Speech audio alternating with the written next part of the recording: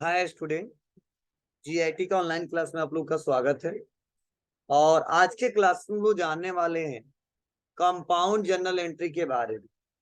तो चलिए एक एक करके स्टेप बाय स्टेप सीखते हैं और समझते हैं। तो देखिए इसका पहला जो क्वेश्चन है कंपाउंड का बताया क्या जा रहा है, उसको हम लोग एक एक करके समझते हैं। देखिए बताया जा रहा है अशोक स्टार्टेड बिजनेस। इतना सबको क्लियर हो रहा है। अशोक क्या कर रहे हैं, बिजनेस को स्टार्ट कर रहे हैं with capital of rupees 15,000 and land worth rupees 10,000। मतलब जो व्यापार का स्वामी है, जो व्यापार का मालिक है, वह व्यापार को स्टार्ट करते समय कैश कितना लगाया है 15,000 और भूमि कितने का लगाया है 10,000। तो टोटल कितना लगाया है 25,000। समझ बात है आपको ना? जी सर। तो देखिए इसमें अकाउंट कौन कौन से मिलेंगे, ध्यान से सुनिए समझिए। यहाँ पे सबसे पहले एक तो अकाउंट बनेगा कैश का। समझो कंसेप्ट पहले समझो आप। और कैश हमारा रियल अकाउंट है। और जब बिजनेस को स्टार्ट किया जाएगा तो कैश व्यापार में आएगा।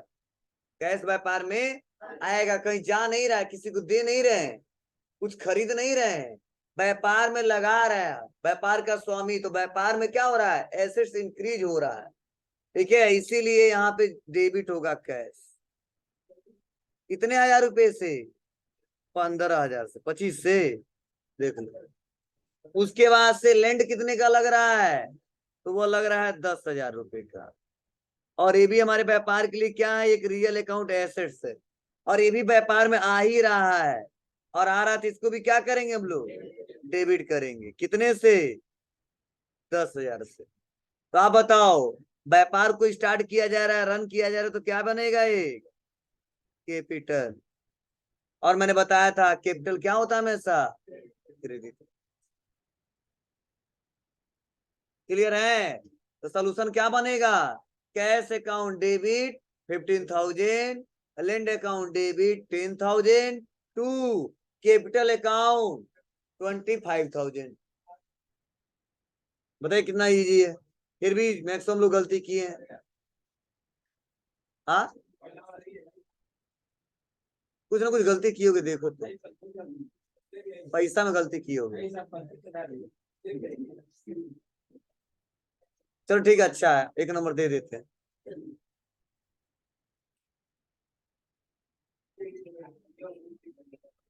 ऐसा होता नहीं है, चलो कोई बात नहीं। ध्यान, नेक्स्ट आगे बढ़ते हैं। उसके बाद सेकेंड नंबर क्वेश्चन देखते हैं। देखो कई लोग इस क्वेश्चन को समझ ही नहीं पा रहे हैं, क्या हो रहा है यार। देखो क्या कहा जा रहा है कि फैड बिलाल एंड फ्रेंड्स, ये किसी फर्म का नाम है। ठीक है, किसी सप्लायर का नाम है। ठीक है, तो बताया जा रहा है कि पेमेंट कर रहे हैं, किसको कर रहे हैं, बिलाल एंड फ्रेंड्स को। नहीं देखते हो आप लोग, दुकानों पर लिखा रहता है, कोई नाम रखा गया है। और कैश कितना दे रहे हैं इनको जी।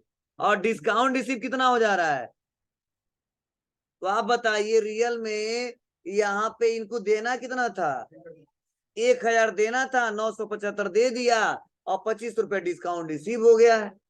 तो सिंपल सा तरीका है, एक तो बनेगा कैश का अकाउंट और व्यापार से जा रहा है और इसीलिए इसको कर देंगे क्रेडिट। दूसरा बनेगा डिस्काउंट रिसीव का अकाउंट और डिस्काउंट रिसीव हमारे व्यापार के लिए इनकम है और नॉमिनल का रूल कहता है इनकम को कर दो क्रेडिट। और दूसरा तीसरा बनेगा बिलाल एंड सन्स। अब क्या मतलब है, क्यों बनेगा, क्योंकि ये पर्सनल अकाउंट है और ये पाने वाले हैं। अब पाने वाले हैं तो डेबिट। अब इनको पैसा कितना देना था हमको, 1,000। अरे अपने से डेबिट करेंगे 1,000 तभी तो कहेंगे 1 रुपया नहीं लेना है। सिंपल है। Bilal and sons account debit 1,000 to cash account और टू डिस्काउंट रिसीव। समझ आया? बहुत इजी है बाबू, बस थोड़ा दिमाग तो लगाओ तुम लोग। पता नहीं किस सोच में डूब जाते हो तुम लोग। क्वेश्चन पढ़िए, समझिए, उसके बाद से सॉल्व करिए उसको, 100% आएगा। लेकिन आप जल्दीबाजी कर देते, इसलिए मैं कभी लिमिट टाइम का वो नहीं देता। मैं कहता हूँ करो 2-4 मिनट, 15 मिनट, 20 मिनट जो भी हो, ठीक है। अगर 2-4 क्वेश्चन है, 10 क्वेश्चन है तो टाइम ज्यादा देता हूँ, 1-2 क्वेश्चन होते हैं थोड़ा कम देते हैं। लेकिन ऐसा नहीं फोर्स करता, नहीं कर ही कि दिखाओ जल्दी से, चलो मैं बताने जा रहा हूँ, जल्दी चेक कराओ। मैं टाइम मैक्सिमम देता हूँ, फिर भी आप लोग नहीं कर पाते हो, ये गलत बात है। कब तक पढ़ो? देखिए इस क्वेश्चन का क्या मतलब है, कहा जा रहा रिसीव, ध्यान दो पहले, रिसीव डिस्काउंट, डिस्काउंट हमें रिसीव हो रहा है। तो बताओ डिस्काउंट जब रिसीव होगा तो मेरे व्यापार के लिए क्या होगा? इनकम होगा, बोलिए फिर से। एंड कमीशन, अब तो कमीशन रिसीव होगा तो हमारे व्यापार के लिए क्या होगा? इनकम होगा। अरे यार, हम कमीशन रिसीव कर रहे हैं या इंटरेस्ट रिसीव कर रहे हैं या डिस्काउंट रिसीव कर रहे हैं, जब रिसीव कर रहे हैं तो हमारे व्यापार के लिए इनकम का एक स्रोत है, इनकम है। ठीक है, अब खरीदे थे उस टाइम हमको डिस्काउंट मिल गया होगा, कोई काम किए होंगे उसमें कमीशन मिल गया होगा, लेकिन रिसीव हो रहा तो हमारे व्यापार के लिए एक प्रकार इनकम है। और इसीलिए जब इनकम है तो डिस्काउंट रिसीव का एक अकाउंट बनेगा और एक बनेगा कमीशन रिसीव का अकाउंट बनेगा। अब रिसीव कितना कितना हो रहा है? डिस्काउंट रिसीव हो रहा है 20 रुपया और कमीशन रिसीव हो रहा है 500, तो टोटल मेरे पास आएगा कितना? 520 रुपया। और चेक तो कहीं लिखा नहीं है भाई, चेक तो जाहिर सी बात है हमारे पास नगद ही आया है। ठीक है, तो बहुत सिंपल सा क्वेश्चन है और आपका सोल्यूशन भी बहुत सिंपल सा है। तो चलिए इसके अकाउंट को हम बनाते हैं। तो सबसे पहले आएंगे और एक अकाउंट बनाएंगे डिस्काउंट रिसीव, और इनकम है इसीलिए नॉमिनल है, और नॉमिनल है तो इसीलिए क्रेडिट है, और क्रेडिट कितने रुपए से? 20 रुपए से। कमीशन रिसीव, कमीशन जो हम रिसीव कर वो भी हमारे व्यापार के लिए एक प्रकार का इनकम है, और इनकम है तो नॉमिनल है, और नॉमिनल के रूप से क्रेडिट करेंगे कितने से? 500 से। तो अब तो कैश हमारे पास आएगा कितना? 500। एक कौन सा अकाउंट बनेगा? कैश का। कैश कौन सा अकाउंट है? रियल। अब व्यापार में आ रहा तो क्या करोगे? डेबिट। 20 रुपया या 500, 520 रुपया आ रहा है। सिंपल। सही से खाली पैसा लिखने से काम चलेगा? डेबिट की गलती किए होगे।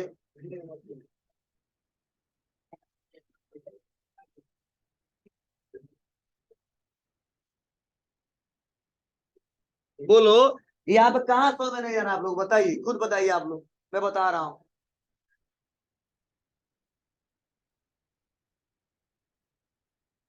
ऐसा भी नहीं कि मैं समझा नहीं पा रहा हूँ आप लोग को, ठीक है, आपको क्लियर नहीं हो पा रहा है। आप लोग बताओ कहाँ दिक्कत हो रही है, आप में क्या कमी है? ठीक है, तब तो हम लोग निकालेंगे, उसके बारे में सर्च करेंगे क्या दिक्कत है, आप लोग क्या नहीं समझ पा रहे, क्यों नहीं समझ पा रहे हो। ठीक है, और भी हम तरीका चेंज करते हैं अपना, या कुछ बतेवे नहीं करते हो, कुछ कहोगे तभी पता चलेगा। चलिए नेक्स्ट आगे बढ़ते हैं और अगले क्वेश्चन देखते हैं। देखो अगला क्वेश्चन क्या कहा जा रहा है जी? पेड सैलरी, सैलरी के लिए पेमेंट कितनी का कर रहे हैं? 500। रेंट के लिए कितने कर रहे हैं? 900। और एडवर्टाइजमेंट के लिए कितना कर रहे हैं? 400। आप बताओ, सैलरी किसी को दे दिया था 500, रेंट दे दिया था 900, और प्रचार विज्ञापन के लिए उन्हें पैसा दे दिया कितना? 400। तो आप बताओ टोटल हमने खर्चा कितना किया उस डेट को? ठीक है, 500 या 900 या और 400 या, तो टोटल हमने कैश कितना दिया था? 1800। तो बताओ ये भी खर्च है हमारा, इसीलिए भी डेबिट हो जाएगा, और रेंट भी हमारा खर्च है इसीलिए ये भी डेबिट हो जाएगा, और एडवर्टाइजमेंट भी हमारा खर्च है इसीलिए क्या हो जाएगा? डेबिट हो जाएगा। और कैश हमारे व्यापार से जाएगा कितना? 1800। तो जो धन वस्तु व्यापार से जाए उसको क्रेडिट करो, कैश 1800 जा रहा है इसीलिए क्रेडिट कर देंगे 1800 से। तो सोल्यूशन क्या बनेगा? तो बनेगा सैलरी अकाउंट डेबिट 500, ठीक है, रेंट अकाउंट डेबिट 900, ठीक है, advertisement account debit 400, to cash account 1800। बस, बोलिए। अब इतना इजी क्वेश्चन इस समय आ रहा है, बस साफ साफ लिख दिया गया है, तो दिक्कत है आप में, कहीं ना कहीं आप पढ़ नहीं पा रहे हो, समझ नहीं पा रहे, वो सुधार करिए। और सुधार किससे होगा? तो कोई बुक ले लो, ठीक है, या कोई ऐसा मैटर लो जो इंग्लिश में हो, सिंपल हो, पढ़ पढ़ के ट्रांसलेट कर सको, समझ सको, जिससे आपको आ जाए।